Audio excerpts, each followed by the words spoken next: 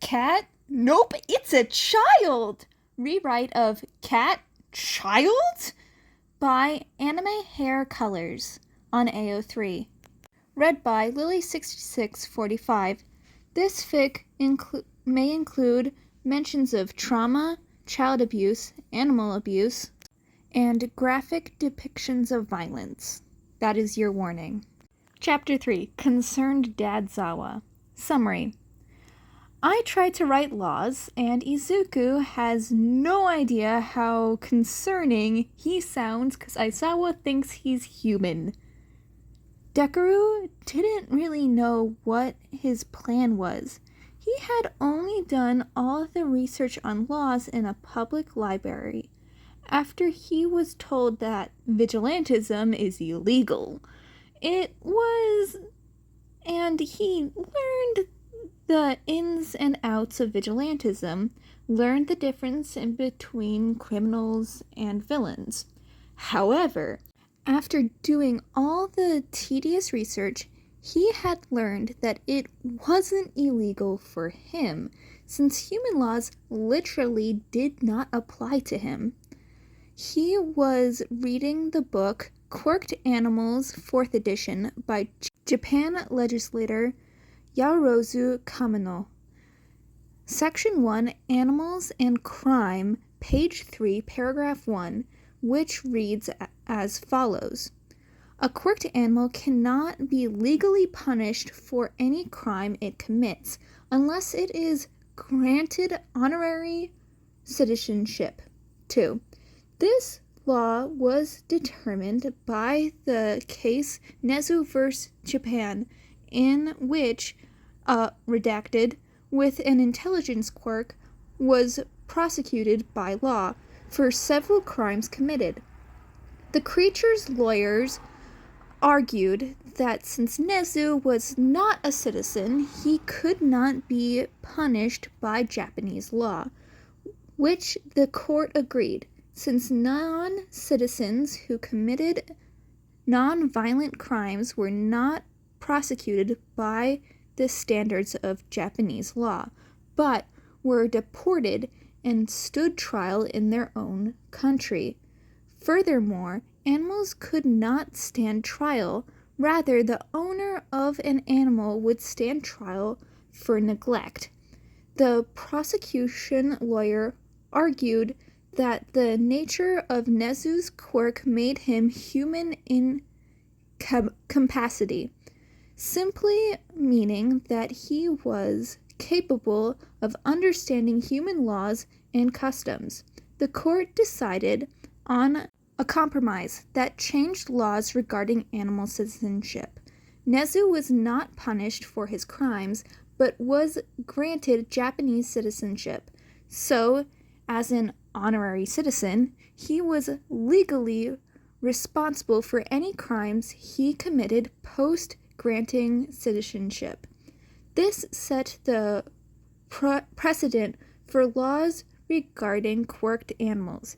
Any animal with a quirk cannot be punished for any crime if they do not have citizenship.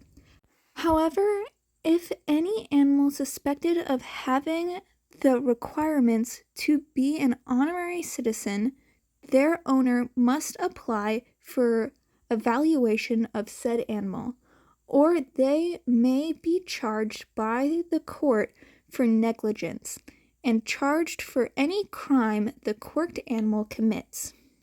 2. Honorary citizenship may be granted to animals evaluated to have the minimum intelligence to function as a human being. They will be evaluated on certain things, morality, and physical capabilities. So, for Dekoru, this meant that since he was not considered a citizen, he could not be punished for his vigilantism. His legal owners were either in prison or dead. The children were in foster care. He tried not to think of Ajiro. He abandoned me. I shouldn't care anymore. I mean, I'm a cat, for goodness sake. Not caring is like what we're known for. Dekoru blinked back tears, sitting at a computer in a public library, and tried to focus on the triumph of being practically untouchable by the law. Sure, he would definitely pass the citizenship test, but only a Japanese citizen can request the test for a quirked animal to become a citizen, which is stupid, but works for him, because it means he can't have been expected to take that test.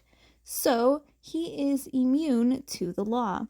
So he wasn't too worried about the whole vigilante thing. He had just finished making a Google Doc detailing why he was innocent. He had been working on it since the day before he saved the human with purple hair. He was pretty happy all around. He didn't even have to worry about food, since the black-haired man, Eraserhead, was still feeding his cat self. So he continued to sit at the computer, thinking about what other human stuff he should learn. What could help him survive and do vigilante stuff? Oh my gosh, he's an idiot. His quirk, to the best of his ability, allowed him to transform into mythical creatures related to cats, so long as he had enough energy and knew about what the myths were. So far, he could become a neko, a beckoning cat, and a sphinx. But seriously, there were more cat-related myths. He pulled up a random internet search for cat-related pre-quirk era mythical creatures. Holy crap, there was so many. Well, this could help him with vigilante work. He was startled out of his thoughts by a ding from the entrance, and Aizawa stood there. Oh, for the love of catnip, why was this his life? Aizawa had been told not to arrest Dekoru, but talk him out of vigilantism. He hadn't seen him since the interaction with the woman, until he got a tip from Sukukachi that someone matching Dekoru's description was often seen frequenting the computers at the local public library. So that's where he went. Sure enough, there he was. He looked up, seeming a bit panicked, but mostly just done with life. "Hey, kid," he greeted. "You gonna arrest me?" Straight to the point. Good. "Not right now. I just want to ask some questions." "Okay." He shrugged. "You gonna answer?" The kid seemed way too chill about this. "Not if I don't want to. But I won't lie. If you are worried about that, you've earned that much." Aizawa could live with that. He was good at spotting lies, but wasn't infallible. Frankly, he'd prefer no answer to a possible lie. "Okay then, why are you a vigilante?" "Humans are mean. Humans hurt. I feel bad for the creatures humans hurt, even if they're humans." Some kind of environmentalist? What's with the humans thing? He's still human if he has an animal mutation. Maybe he was told he was less than human and just accepted it, like the villains with villainous quirks. "Do your parents know what you're doing?" "I mean, that depends." Aizawa raised an eyebrow. "Do you believe in heaven, Eraserhead?" "So dead then. Well, fudge," he sighed. "I don't know, kid." Aizawa said in reply to the question. "Me neither." If there had been any doubt the kid's story wasn't real, it would have disappeared as the boy stared at the desk. Pain visible in his face. The sting of grief that never went away. Some kind of relative or caretaker, then? Whoever's taking care of you, do they know? Aizawa said, hoping to distract the kid. Well, there's this guy who gives me food. I'm not sure why, but he... Wait, what about the people you live with? Is this kid living alone or something? No, I live in a box. Nobody else stays there since it's so damp. There probably wouldn't be room enough for someone else to stay in there anyways. The kid lives in a box? Okay, so you're homeless? I'm gonna get gray hairs. Yeah, well, it's really not as big of a deal as you think. I get plenty of food. That one guy leaves me food. So, yeah. So, this person gives you food. Do you know them? Sorta. I don't think they mean. They haven't tried to hurt me. They tried to touch me, but not in a mean way. Touch you? Aizawa asked carefully, since that could mean a lot of different things. I think he was trying to pat my head, but I ran away, so he didn't try to do that again.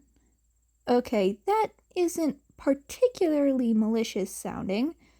The petting thing is weird, but this kid does have a cat mutation, so it could be fine. I'll leave that alone for now. So I take it they don't know you're a vigilante. If the kid wouldn't let them pat his head, I doubt he was willing to tell them his secrets. Kinda. They know about my vigilante self, but they don't know it's me. All right, what's your name, kid? He asked. The kid probably wouldn't give him his name, but it was worth a shot. Deku?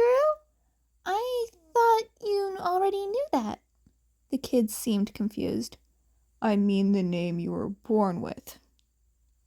Yeah, that was the name I was given. Well, a few weeks after I was born. But it was the first name I got. There is nobody in the system with that name. And your description. System? Like, no person in Japan? Yes, exactly. Well, I'm not in your system. Figures. I want to know why. Stupid humans, he said simply. Elaborate, Aizawa said. The boy sighed. The humans I used to live with, to them, I was just a cat, not a person. I didn't realize I was a person until after, but when they realized I wasn't the perfect little kitten, they made me leave. He stood up abruptly. Now, I'm gonna go home. The nice man will be giving me my dinner soon, he said, leaving a stunned Aizawa, who stood there in shock because what on earth? That was a lot to unpack. Deku hoped he wasn't giving too much away. He didn't want Eraserhead to figure it out before he got dinner that night. He hoped the man wasn't too worried about the living in a box thing. He was just a cat after all. When he got home, Eraserhead looked at him strangely and used his power on him. Nothing happened, of course. Aizawa would never have guessed that Deku was actually a cat, or if he did, then he'd obviously try to kill him. That is the end of Chapter 3. On to the next chapter. Chapter 4. Some Action and Revelations. Summary. Izu gets in a catfight. Shinso and Aizawa come to the same conclusion, but only Aizawa knows he's wrong. Aizawa was so frustrated. For an instant, everything seemed to make sense. The small green cat eating on his porch. this one guy gives me food. They know about my vigilante self, but they don't know it's me. Now I'm going to go home. The nice man will be giving me my dinner soon. I think he was trying to pat my head, but ran away, so he didn't try that again. Of course, while it was relatively uncommon for people with transformation quirks to have physical augmentations, it was far from unheard of. And if he was a homeless kid with that sort of quirk and no way of getting money, Aizawa would absolutely turn into a kitten and eat cat food from strangers. Plus, they were both green, the same shade of green. Then it fell apart. He used his quirk on the green kitten and absolutely nothing happened. It seemed so obvious. How was that cat not the kid? He sighed and cuddled his husband, who was already asleep, since he was actually a somewhat functional human being. Guess the cat wasn't secretly a human being after all. And Aizawa was back to having no leads. Shinso was beaten up again, in an alleyway that smelled like dead rats. The same people as usual, but of course, with the usual taunts came some new ones. Cat boy isn't gonna save you this time. You probably paid him to pretend to like you. He probably just wanted a new scratching post. Shinso tried to ignore them. He failed. He didn't dare hope for rescue. He knew he could never be that lucky again. I'm sorry, what were you saying about me? A voice, his voice, said. Hey, we aren't just gonna leave this time though. So if you want to get rid of us, you'll have to actually do something, Catboy. Wait, no, just go. I don't want you to be hurt too, Shinso thought in a panic. That can be arranged. The boy sounded so calm. Shinso looked up in panic. No, no, no, no, no, no, no, no. Then Dekoru transformed. He looked like a tall cat with two tails. He was as big as a leopard, and he looked scraggly and feral. Most of the boys ran away, all but one. I'm not scared of you, said a large boy with some kind of electricity quirk. The boy just swished his tail and growled at the boy, who was somewhat set on fire. Ow, what the? Suddenly rats and bugs were biting all over his body. Wait, were those corpses? Shinso was terrified. Please, it hurts! The bully said, burnt and bleeding all over. Then leave, a growly voice said, coming from the monster. Leave, and it will stop. But if I ever see you hurting this human again, I will kill you and manipulate your corpse to do my bidding. The boy ran as fast as humanly possible. Shinso was shaking, frozen in fear. However, as soon as the bully left, there was a small pop, and the cute cat boy was back. Are you gonna hurt me? He asked, voice small, terrified. The cute cat boy shook his head. No, you didn't do anything wrong, and I wouldn't really kill a human and manipulate their corpse, he said sheepishly. But I knew that if I didn't properly scare them, they'd just hurt you more when I wasn't here. Okay. Can I ask what that was? A Nekomata, a type of Japanese yokai from the pre-quirk era. But how were you... My quirk lets me transform into any mythical creature so long as they're cat-related, and as long as I've already done research on them. Oh, that's amazing. Holy crap, that's overpowered as heck. Shinso had read a fair bit of those legends during times when he couldn't sleep. Thanks! The boy grinned and gave off an aura like sunshine. You would have never thought that he had just threatened murder. You saved me twice. Why? I mean, you already know my quirk, so... Humans are jerks sometimes. I want them to stop hurting others. You don't think my quirk seems evil? I mean, no? Like, could you just explain that to me, please? How is brainwashing evil? Like, a quirk that kills someone or causes mass amount of damage, I get. Even mine, I could understand being seen like that. 'Cause manipulating corpses probably looks creepy as heck. But, like, yours? It doesn't sound cause damage or hurt anyone. Like, why? Shinso laughed a bit. Hey, I have no idea. That's just what everyone says. I guess 'cause I take away free will? But, like, other quirks are quite easily capable of murder. Isn't killing someone also taking away free will? Shinso laughed harder. The boy looked so confused. What? Nothing, really. I'm just happy, I guess. I'm glad.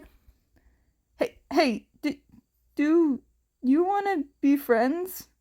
Shinso asked hesitantly. The boy's face brightened, to the point of Shinso nearly being blinded with happiness and enthusiasm, and almost immediately fell into line. I would really like that. But trust me, you don't want to be friends with someone like me, the boy said. Then he left, and Shinso was alone, wondering what he did wrong. The next day, walking home, he thought about it, 'cause nobody was beating him up, and he had time to think if he wanted. Honestly, when he went over what Deku had said, it didn't really seem you did something wrong, so much as it screamed, I have trust issues. Honestly, the reaction was kind of like how Shinso thought he would react if someone told him they wanted to be friends before they knew his quirk. Maybe it was something like that? Not a quirk thing, probably, since Shinso already knew it. Unless there was more to it than that. But whatever it is, made the cat boy think Shinso was going to abandon him. Him! The only person to stand up for him knowing his quirk. He kicked a rock walking home. It hit a trash can, and there was a small meow. A cat? Well, this day was looking a bit better now. It was green, fluffy. It kind of reminded him of Deku, which made him sad. It actually looked a lot like Deku. They were both green. Deku had a transformational quirk. He looked at the cat. I thought you could only transform into mythical creatures, Deku. Shinso smirked. The cat's eyes widened, and he bolted. Wait, Shinso cut off. Deku was gone. Shinso was really confused, but he had a feeling that whatever Deku was afraid of had something to do with his quirk. I mean, maybe he's projecting, but he was pretty sure, after all, it did make more sense for him to stand up for him like that if he related. A few days later, he saw the same green cat, in the same spot, peering out to watch him. Shinso sighed. Deku recoiled in fear from being spotted. If I pretend to think that you're a normal cat, will you not run away this time? He asked. The cat hesitated and then approached him. He knelt down and let the boy sniff his fingers, like he would a regular cat. This is weird as heck, but at least he isn't running away, Shinso thought. Stroking the soft kitten fur, the boy tensed, then relaxed almost immediately, letting out a purr and arching his back into the petting just like a real cat. You like that? Shinso teased. He had heard of people with animal quirks gaining instincts to act like them. He was totally gonna tease Deku about this later. The noise of protest was made as soon as Shinso had stopped petting. He eventually sat down, petting the kitten that he tried to forget was a human, who he had somewhat of a crush on. Not weird. Not weird at all. He sat there for hours before the kitten friends and went to go get off himself. He licked his fingers in farewell and scrambled off. Shinso stood, confused by the encounter. Still, he'd be patient and gain the boy's trust. He tried to ignore the part of his mind that told him the boy was avoiding him, or only hanging around him as a cat, due to the nature of his quirk. Aizawa saw the green cat waiting expectantly on his porch.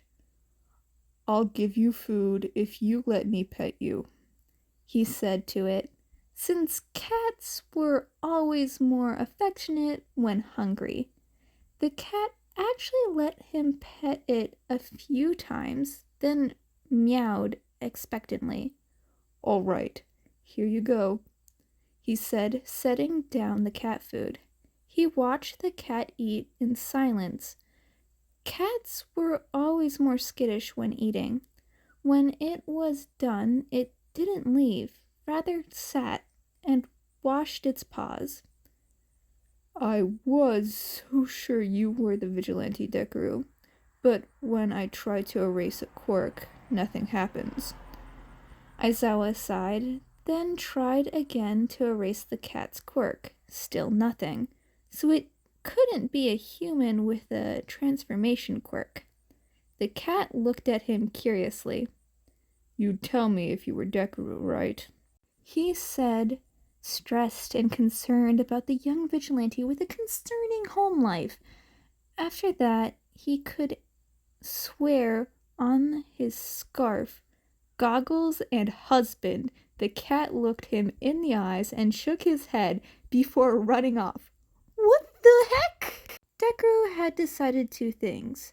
The first was that Shinso only liked him and his quirk because he thought he was a natural-born human. If Deku wanted an accurate judgment of whether or not Shinso liked him enough to be his friend, he'd have to see if Shinso liked his cat self. Of course, he had hoped Shinso, like Eraserhead, wouldn't recognize him. Fortunately, he had agreed to pretend he was a normal cat. Maybe he would do the same if he found out he was a cat, but with a quirk, instead of hurting him like everyone else. After all, Shinso had only figured out that his cat self was also Dekoru, not that he was born that way. Eraserhead was only confused because he tried and failed to confirm his suspicion. Speaking of which, the second thing he decided was that he was getting way too friendly with Eraserhead, despite the fact that he knew the man would abandon him as soon as he figured it out. So he was helping the man along, but decided not to outright tell him because he took pleasure in the man's confusion. Yeah, that's right. I totally can't be Deku because I'm just a normal cat. He was still a cat and therefore still just a bit sadistic, but like in a cute way. He figured he wouldn't say anything to Shinso and just only be with him as a cat. That way, Shinso could get to know the real him, not some stupid birth defect. That is the end of chapter 3 of Cat, Nope, It's a Child! Rewrite of Cat, Child? By Anime Hair Colors on AO3. If you like this, please go support the original author, link in the description below. Hope you have a good day, night, or whatever time zone you're in. Bye, kittens!